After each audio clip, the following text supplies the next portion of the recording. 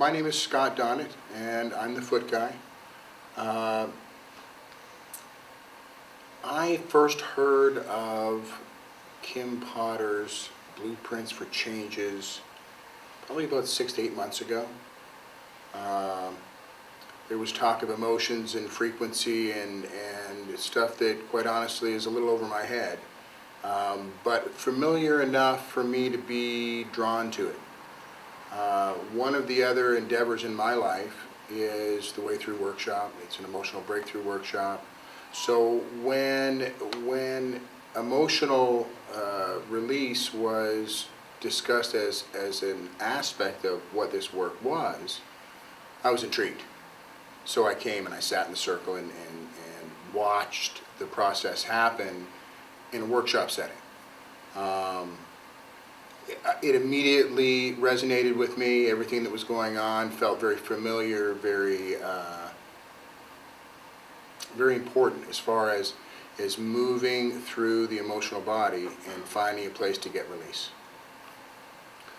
So eventually we got an opportunity to sit down and look at the symbols, and I picked my symbol and brought it home and put it on the fridge and listened to the, I didn't get a CD, I just got the mp3 player, so I just listened to the mp3 player on full volume.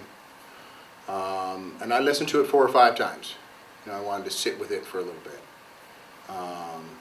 And then I turned it down and put it behind the snake cage and forgot about it.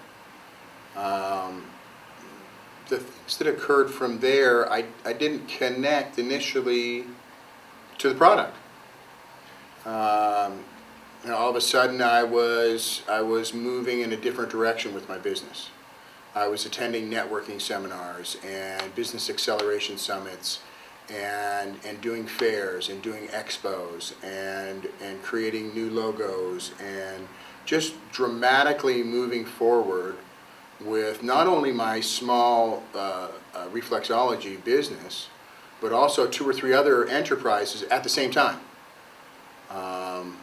To the point where my wife was like, "Who are you and what have you done with my husband?" Because that's kind of out of character. Lots of ideas happen for me over the years, but a considerable less amount of action has been my modus operandi.